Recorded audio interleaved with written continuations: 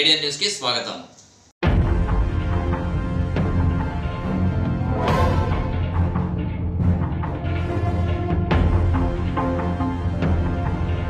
రాజకీయాలకు అతీతంగా మైనారిటీ సంక్షేమానికి ప్రభుత్వ పథకాలు, వాటి అమలులో నిబద్ధత.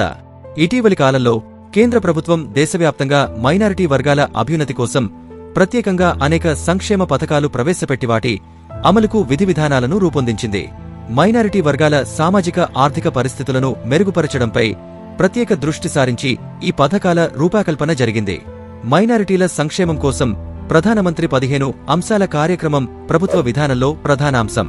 ఈ ప్రభుత్వ పథకాల అమలు ద్వారా మైనారిటీలకు సమానమైన వాటాను నిర్ధారించడం, విద్యా అవకాశాలను మెరుగుపరచడం, జీవన పరిస్థితులను మెరుగుపరచడం మరియు ఆర్థిక అవకాశాలను అందించడమే లక్ష్యంగా పెట్టుకుంది. ఈ కార్యక్రమం మైనారిటీ వర్గాల ప్రత్యేక అవసరాలను తీర్చడానికి విస్తృత నిబద్ధతను చాటి చెప్పారు. మైనారిటీ మహిళల్లో నాయకత్వ అభివృద్ధి కోసం నయా రోష్ని పథకం ద్వారా మహిళా సాధికారతపై ప్రభుత్వం దృష్టి సారించింది.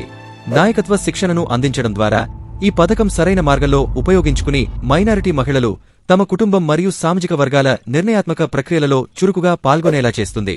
ఈ మహిళా సాధికారత లింగ సమానత్వాన్ని పెంపొందించడానికి మరియు మైనారిటీ నేపథ్యాల నుండి మహిళలకు ప్రత్యేక స్థానం ఉండేలా చూసుకోవడానికి చాలా కీలకమైనది.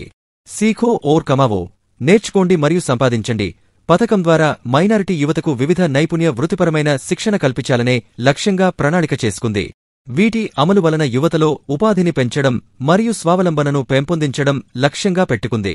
ఈ పథకాలు సరిగా అమలు జరిగితే మైనారిటీ వర్గాలలో నిరుద్యోగం అనే అతి పెద్ద సవాలును పరిష్కారం కొంతవరకు జరుగుతుందని ఆశిద్దాం. మైనారిటీ వర్గాల ఆర్థిక స్వాతంత్ర్యం కోసం అవసరమైన నైపుణ్యాలను ఈ పథకాలు కొంతవరకు అందిస్తుంది. వ్యాపారం మరియు స్వయం ఉపాధిని ప్రోత్సహిస్తుంది.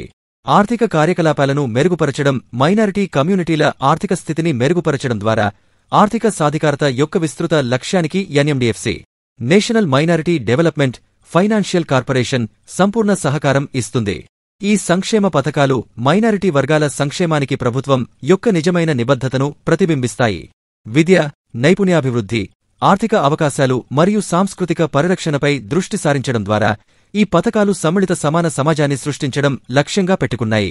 మైనారిటీ సంఘాలు అనుభవించే ప్రత్యక్ష ప్రయోజనాలు ఈ కార్యక్రమాల యొక్క నిజమైన ప్రభావాన్ని చూపుతుంది. అంతిమంగా ఈ సంక్షేమ చర్యలు అమలులో సమాజంలో జరిగే రాజకీయ చర్యలకు ఆపాదించకుండా మనమందరం వీటి గురించి మహిళలు మరియు యువతకు అవగాహన కల్పించాలి. ఈ పథకాల అమలు మరియు కార్యక్రమాల నిర్వహణ గురించి దేశ పౌరులుగా, మైనారిటీ వర్గాలుగా ముందుకు నడుద్దాం.